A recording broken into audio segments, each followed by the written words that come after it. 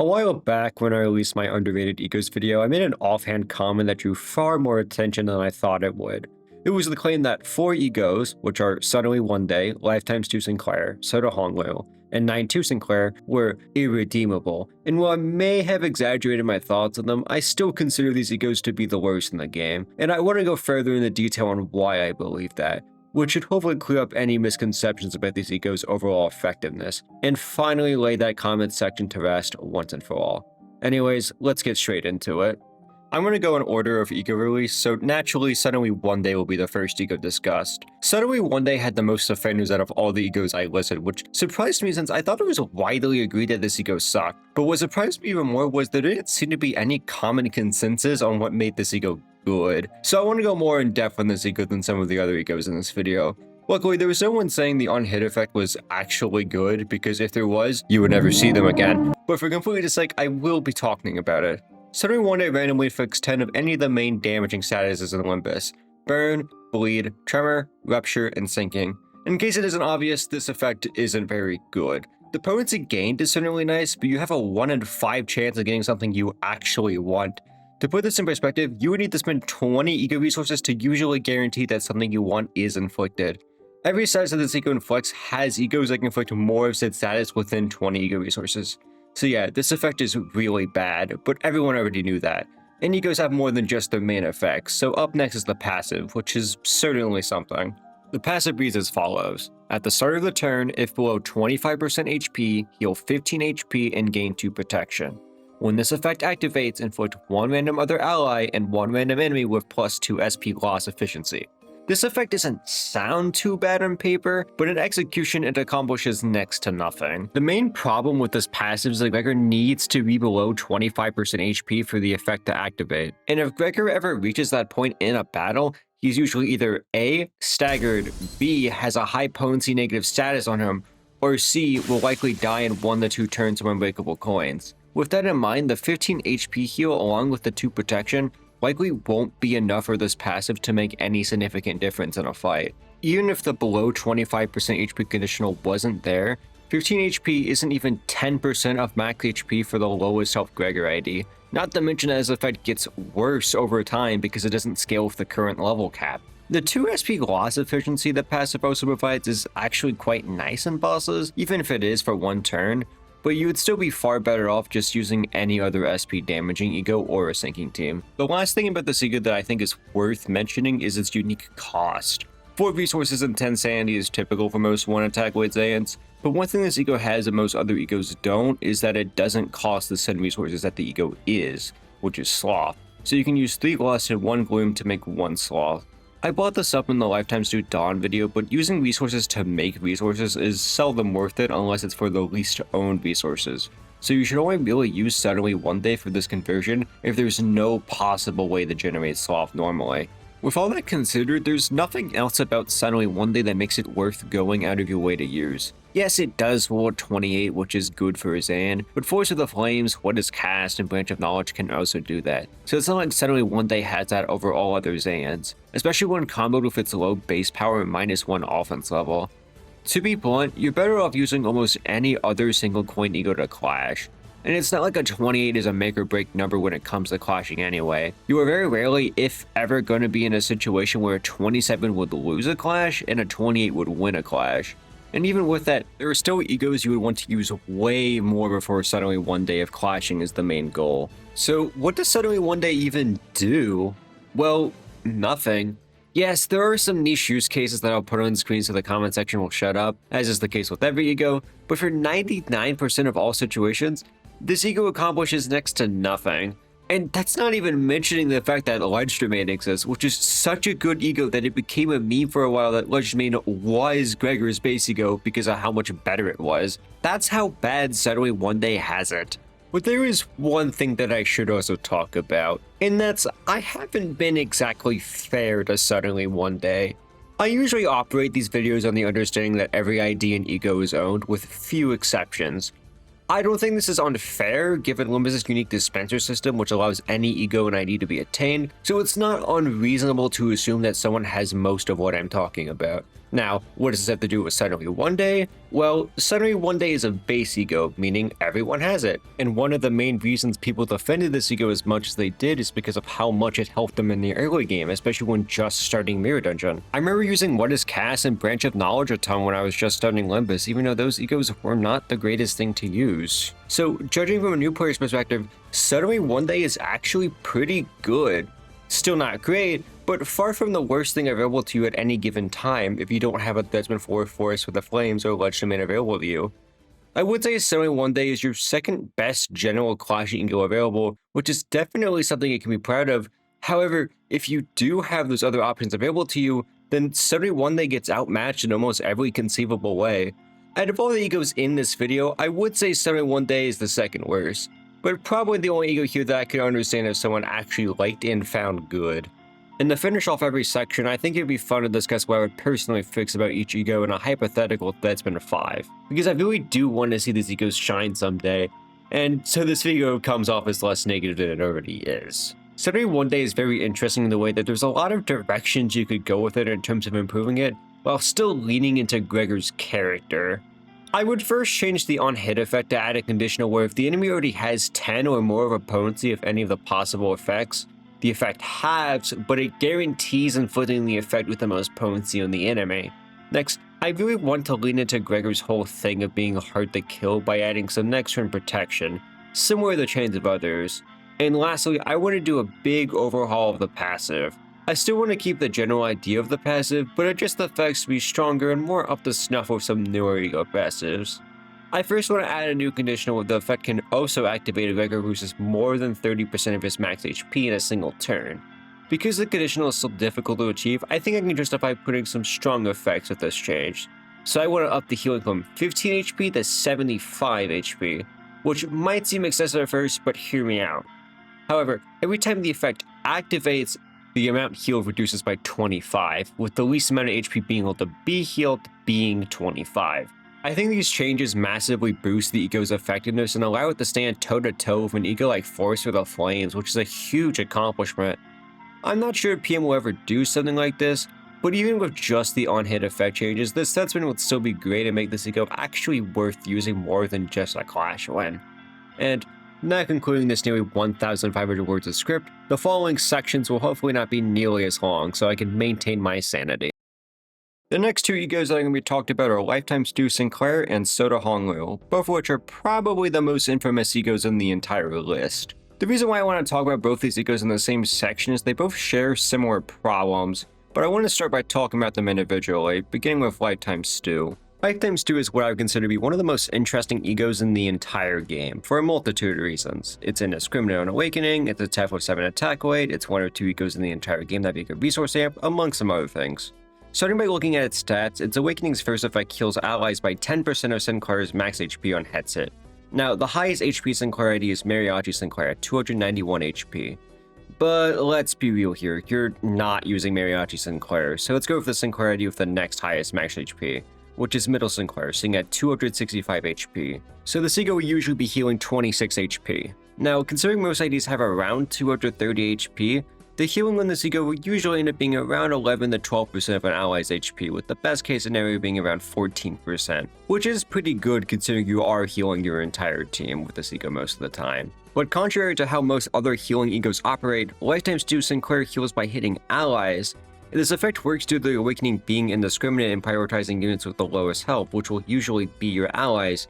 But if you're in an encounter with multiple enemies, there's a pretty good chance you end up losing out on healing just because the attack weight gets directed to another enemy instead, which is not very good. Now, moving on to the next effect, the second effect Lifetime Stu has is on Tail Set, and inflicts 7 burn, and if the unit is an ally, 2 haste, and 1 ego resource amp next turn.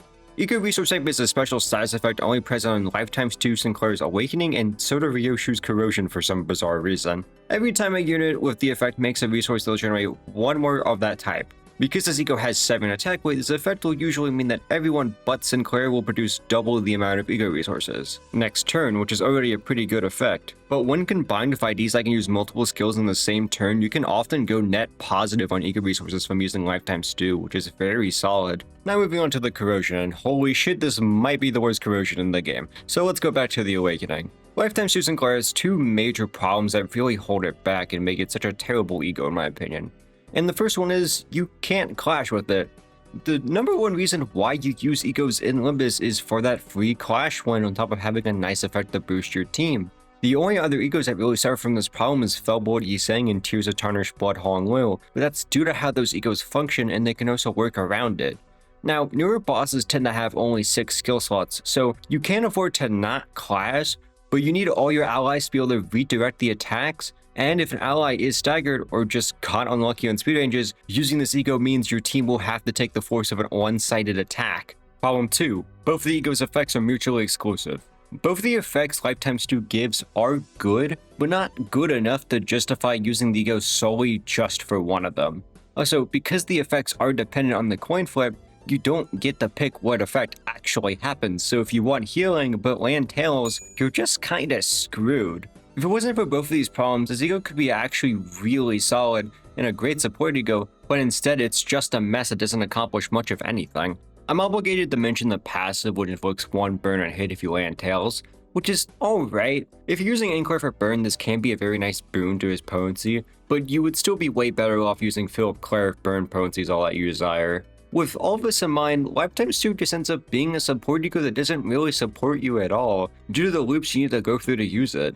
Why would you use Stu when you could just use the Lantern Sinclair or Fluid-Psychic Faust, both of which heal way more than Stu, and if you want eager resources or haste, Contempt All Ryoshu and Crow's Eye View Yiseng are far better and more importantly consistent. It's a shame because both these effects are actually pretty good, it's just not worth going through all the hassle of using Stu to obtain them. The same problem also applies to Soda Hong Lu, which functions very similarly to Lifetime Stu. Going over the Awakening, on headset, Soda heals 15 HP to the 2 allies with the least HP. You heard that right, 15 HP, not 15%, 15 HP, which is just pitiful. And on Tailset, Soda Hong Lu also heals 15 SP to the 2 allies with the least SP. Assuming you aren't running a negative quantity, this will usually end up making the total SP loss on this ego 5 instead of 20, which is pretty good. But Hong Lu's base ego also refunds SP, and it's the full amount consumed instead of just most, so Soda Hong Lu doesn't really win there. The last conditional Soda has is a crit conditional. Despite this ego containing no poise whatsoever, meaning you have to be using one of the currently 2 Hong Lu poise IDs in the entire game, and for all that effort, you get an 8 HP and SP heal to the ally with the least HP and SP respectively. The 38 HP healed provided by this ego means it's one of the worst HP healing egos in the game, and the 38 SP heal means it's the second worst SP team healing ego in the entire game. Yes, Soda Ryoshu can actually heal more SP, which is just really funny and shows you how lackluster the healing this ego provides in comparison to literally every other option available to you. Now moving on to the Corrosion decides to ditch the healing and instead becomes a shittier version of Snack Harpoon for some reason. It also rolls a fucking 10, which is certainly an accomplishment. At least the Corrosion actually gives a status for Mirror Dungeon, but Carnivorous Roaring Hong Lu is also one of the best Tremor egos in the entire game, so just use that instead if you really want a Tremor ego for Hong Lu. The one thing about Soda Hong Lu that I think makes it worth using is that its passive is actually very solid and on focus encounters with no waves. The passive heals SP for every enemy killed, ramping up to a total of 9 SP per kill, which is quite solid, considering how many enemies you killed on focus encounters. But the problem is the fact that it needs to ramp up at all. By the time you use Soda in a typical battle, the encounter is likely halfway finished, so when the SP heal actually starts to mean something, the fight is finished. There are only a small number of encounters in the entire game that even have more than 12 enemies, so the passive usually ends up accomplishing nothing most of the time. Again, with all that in mind, Soda Hong Lu falls in the same trap as Lifetime Stu Sinclair and gets outmatched by almost every other healing ego in the game due to its very inconsistent healing. And its other quirks just simply aren't that good at all or are too situational to actually make use out of it. So there isn't much of a reason to use Soda Hong Lu most of the time. Lifetime Stu and Soda Hong Lu both really need improvements for them to be actually viable, and the most important thing for each is just to make the effects consistent so you can actually justify using them more as healing egos. I'd also just increase the healing that each ego gives by a good amount, and I honestly think that's all these egos need to be good. But for some extra flavor, adding some offense all up the lifetimes too and some poise as Soda Honglu should hopefully make these egos a little more interesting. Some corrosion improvements would also be nice, but even if they were good, they still wouldn't see much use, so I don't think I need to dedicate some time to reworking them. Sorry if this wasn't as in-depth as the subtly one-day rework, but like I said, these egos both suffer from the same problem, so just fixing the consistency issues while increasing the effects is more than enough to make these egos actually viable in my opinion. If I had to rank Lifetime Stew and Soda, I would put them as the 4th and 3rd worst egos respectively. They have things about them that I like. For example, I think Lifetime Stew's concept of not being able to clash is actually really cool. Still, that downside isn't worth its lackluster effects.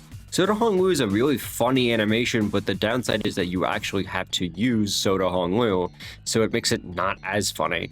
Now concluding the Stew and Soda Field section, I will move on to 9-2 Sinclair, which may or may not be the reason why you clicked on this video. I want to start this section of the video by saying there are very few things in Limbus Company that I genuinely hate. She-Faust, Sloshmill, and Picard Town Villagers are things that I hate. Now, what does 9-2 Sinclair have to do with all that? Well, saying I hate 9-2 Sinclair would be understating my genuine absolute hatred for this ego, because this ego is easily the worst ego in the entire game, and it's not even close. And to prove my hatred for this ego, I want to go far more in depth on this ego than every single other ego in this video and dismantle this ego piece by piece to prove why it's so bad. 9-2 Sinclair released as part of Season 3's Battle Pass, and is one of the main reasons why I would consider that Battle Pass to be arguably the worst in the game's history. Starting with the base stats of the ego, you may notice something, and that's the fact that this is a negative coin ego. Now, negative coin IDs generally don't want to use egos at all due to the natural chance of corroding into the ego and just hurting your allies, so you're most likely going to be using this ego with a high amount of SP, meaning you're likely to roll this ego's abysmal roll of 16, which is pathetic for a key level ego you are spending 8 resources to use. Speaking of the cost, 9-2 Sinclair costs 2 Wrath, 5 Lust, and 1 Envy. Wrath and Lust should never be an issue in a burn team, but 1 Envy can be a genuine setback in a lot of burn teams.